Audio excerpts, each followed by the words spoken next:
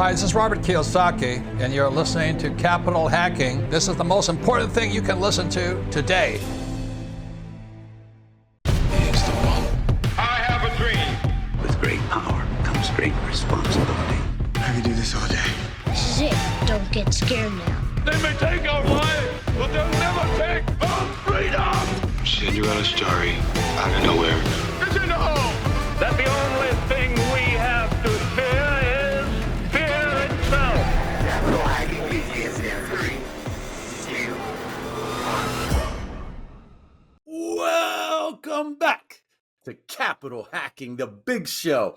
We have a real treat for you guys today because Alex Felice stepped in for Josh McCallum. Josh, we miss you. We know you're traveling, but Alex did an amazing job. Thank you for co-hosting with us, Alex. I'm here to serve. Also, I'm louder than Josh, so break it up a little bit. Good little change of pace. We interviewed today my good buddy, actually, Jeremy Hans. I think he pronounces it Hans, but I'm convinced that he's pronouncing his own name wrong.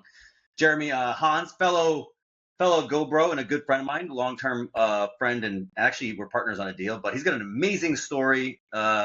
He's too humble for his own good. Did a bunch of real estate, moved into a manufacturing company, which is incredible, and now he's off trying to start his own thing. And he shared a lot of that story with us, and it's really fun to hear him talk about what he's got going on.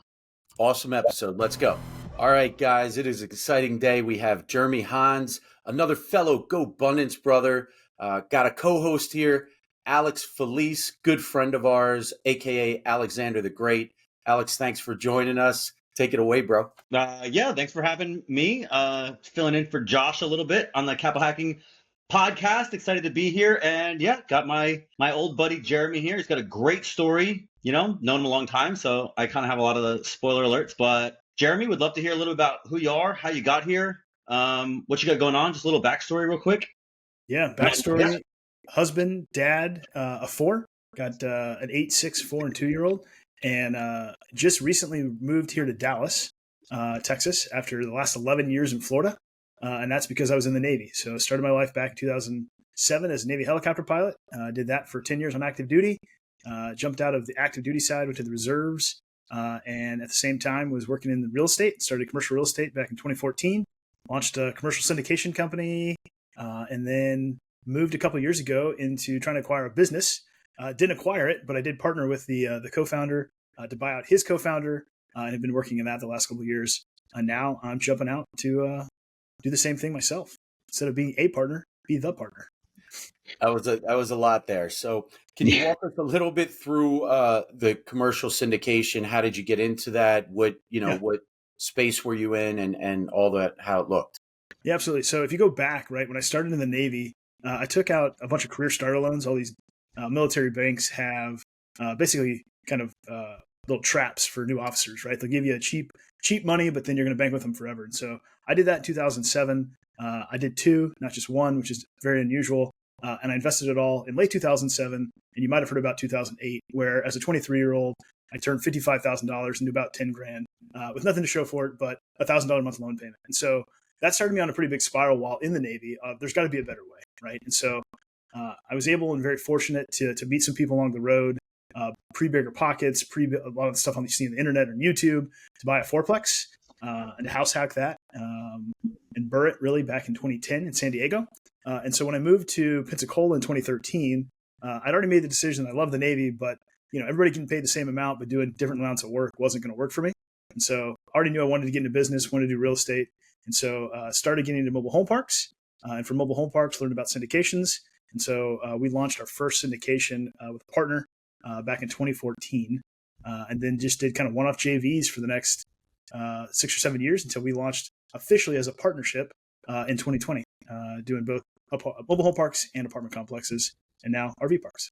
Go from losing a ton of money to having the confidence you lost money that was debt, but it was your debt. How do you go from, that's a whack to the confidence, but then a few years later, you're like, hey, I'm going to ask other people for their money. It's a big swing. How do you navigate that? Yeah, well, number one, it didn't happen the next year, right? And so 2008 happens, and thankfully, that puts me on the idea that maybe I should do this better. And so I learned about personal finance, learned a little about business, learned about real estate, and spent, just all those years while on the boat, floating overseas, reading as much as I possibly can. And so that led me to, at the same time, while I'm investing personally, right, to be learning kind of what I want to do next.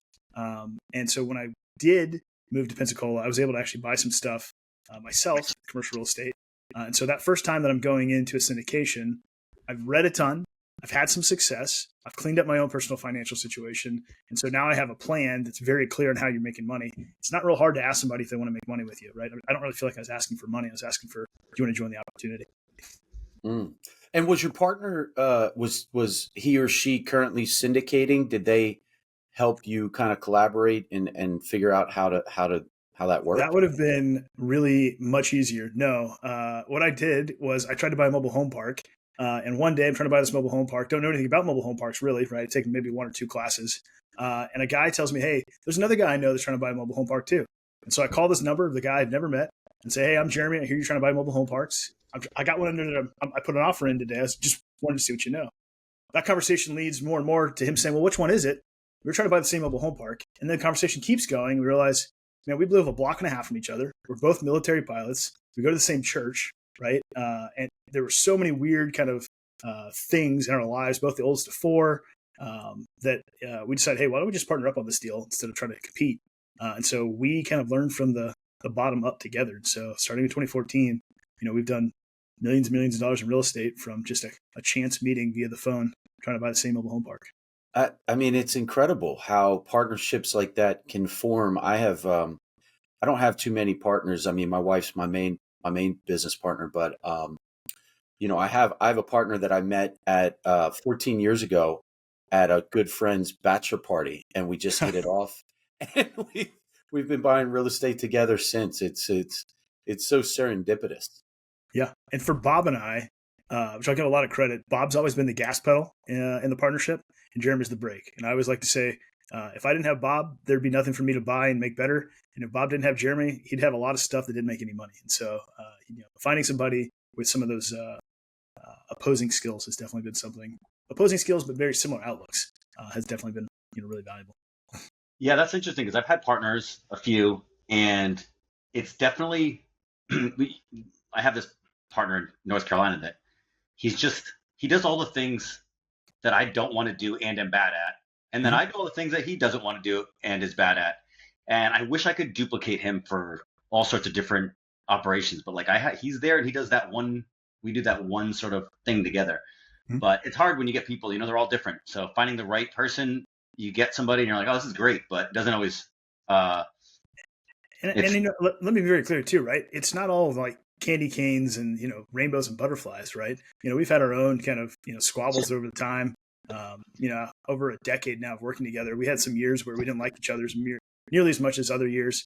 And the future doesn't always look like the past. So we'll continue to do different things, not always as a partnership going forward. But having that same kind of, values, ethics, morals, and then having the same outlook on what we want to do has been really, really valuable, I think, for me. Now, Alex gave me a little bit of intel before you hopped on, Jeremy. He said something about that you started a company that restores Broncos and pimps them out or something. Can you talk a little bit about, and what gave you the idea? Like, give us the whole background. I find that interesting.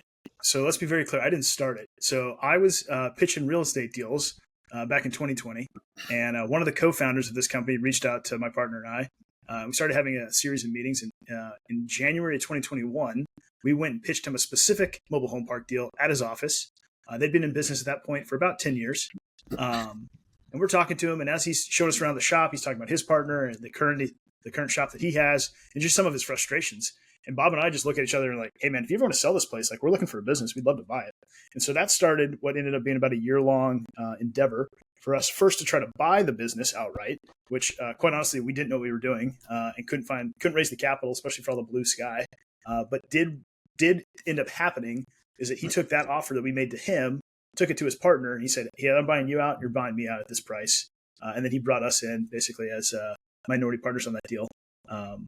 I learned a lot. There's a lot of things I wish I would have done differently. It definitely didn't end up with the slice of the pie that I was expecting initially.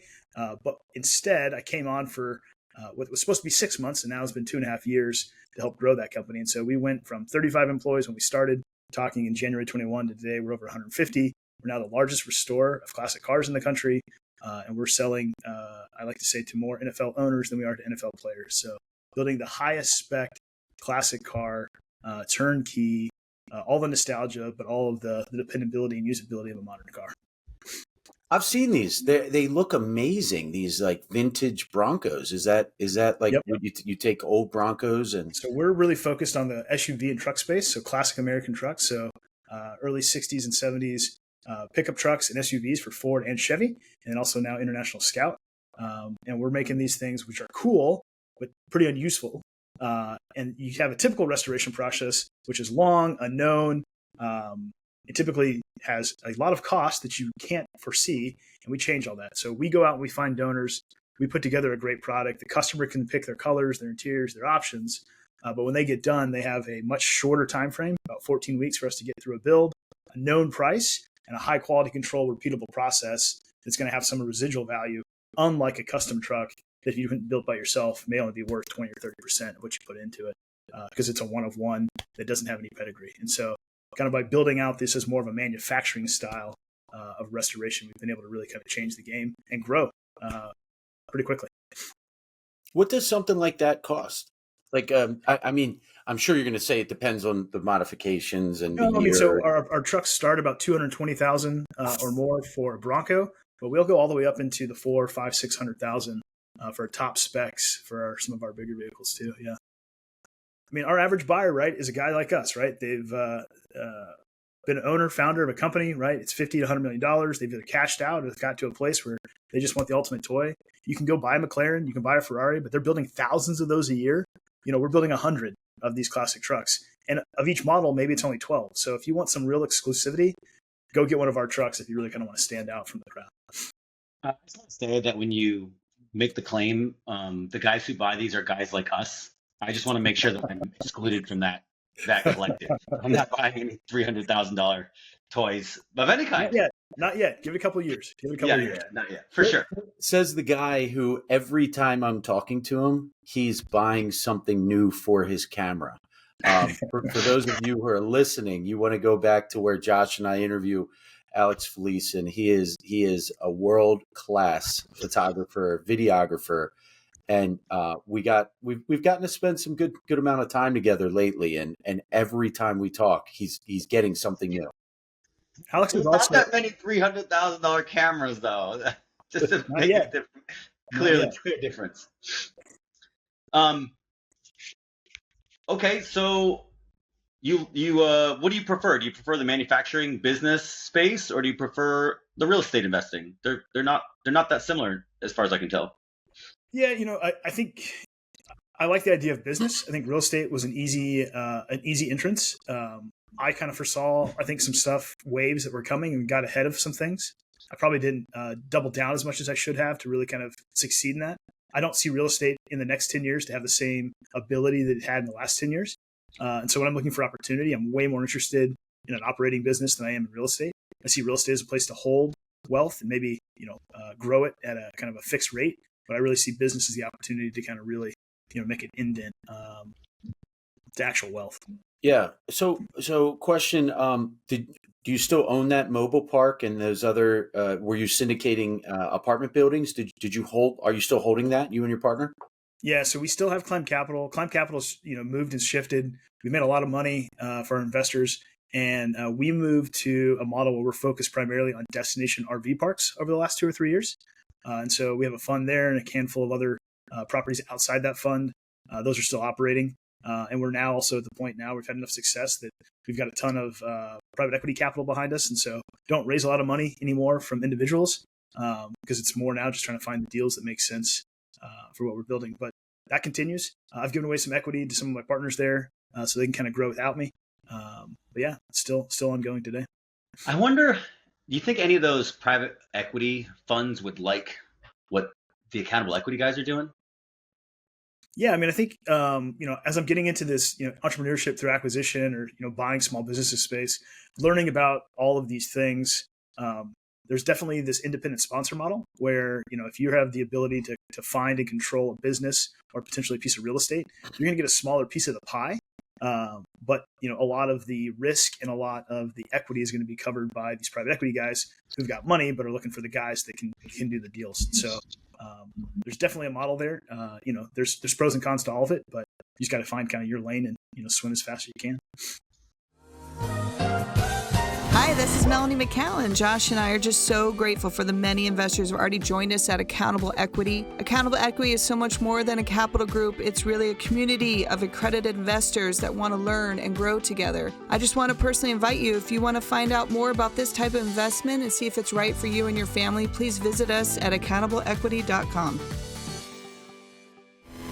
Hey, it's Hal Elrod, author of The Miracle Morning, and you're listening to Capital Hacking. Enjoy. I love it. And so what businesses are you currently looking at right now to purchase, and like what spaces? So I'm kicking off my full-time search here over the next couple of weeks, but I'll be looking for basically businesses doing kind of a seller discretionary earnings between about $750 and $3 million in the DFW area. I'm not terribly focused on any single industry. I am interested in B2B. I'm interested in non-discretionary. I do want to stay out of kind of the retail and the food spaces. Just not something I understand or really enjoy. But I'm looking really for kind of a salt of the earth seller.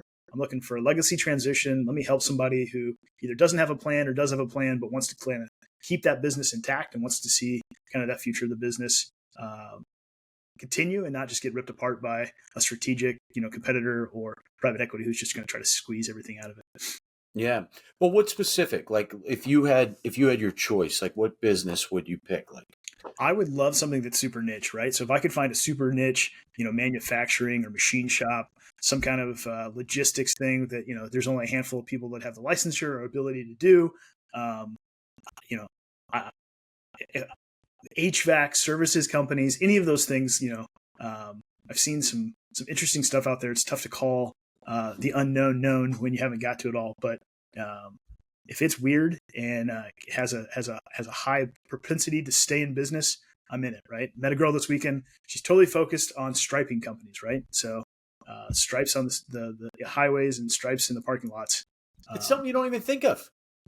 Right? But supposedly there's like $700 million being spent in like Texas alone on striping every year. So there's opportunities everywhere. You just got to keep digging and kicking rocks till you flip one over to find the right one.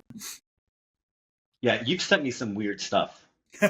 There was some, I don't remember what it was. It was some manufacturing, they make this tool that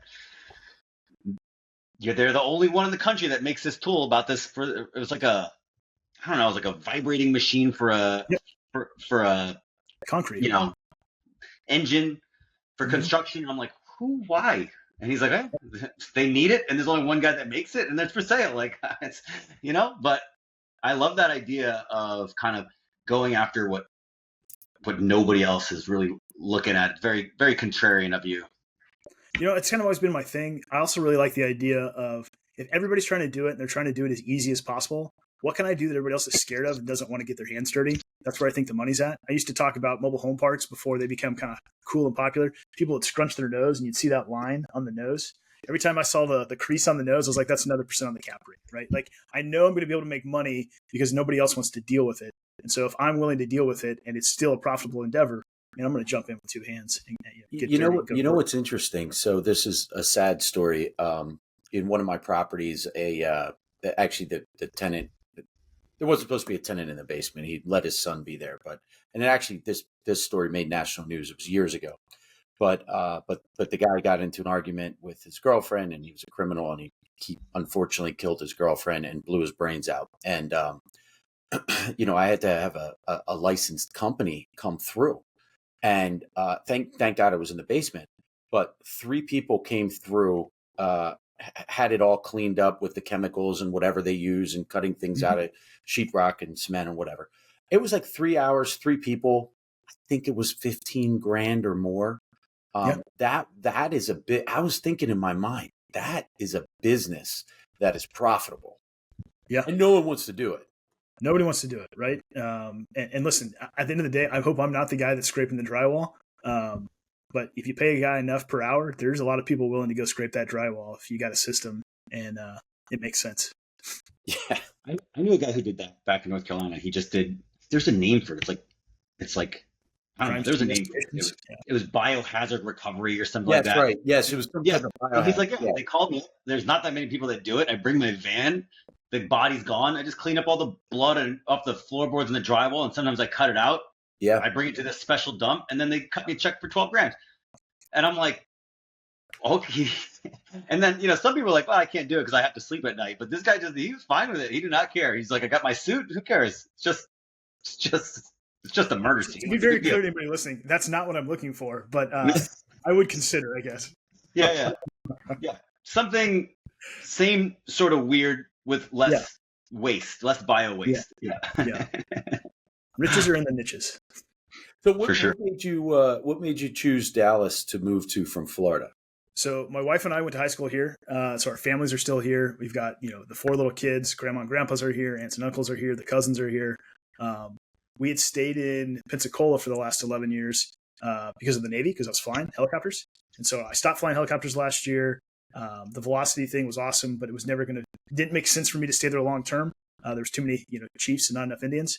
And so I've been there about a year in transition for this. And so just wanted to come back, be a place near family and something that's also, I think this should be a really great place to be from a geographic and just demographic perspective over the next, decade or 5.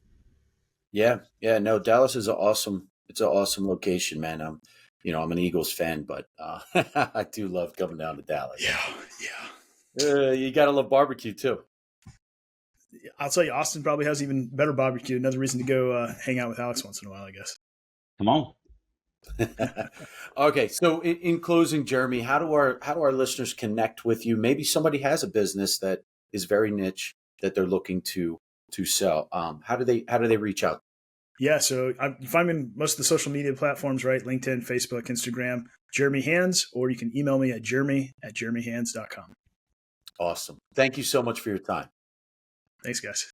Damn straight. We just got we got to the end of another great show. And everyone listening right now, you're the family and friends. Thanks for staying till the end. That was so fun. And hey, hit the like, hit subscribe. We're here to serve you guys. That's why we're doing this show. Josh is not paying me. I'm doing this off of my quote unquote sweat equity because we want to make a difference in your life. And then that ripple effect will continue to touch the world. Hey, amen, brother. Please check us out on capitalhacking.com, all the social media threads. And yes, I know you've probably already sent this episode to one of your best friends. Thank you. We love you. Just go right into your iPhone, hit the plus symbol. We'll talk to you later. See you next week. Share.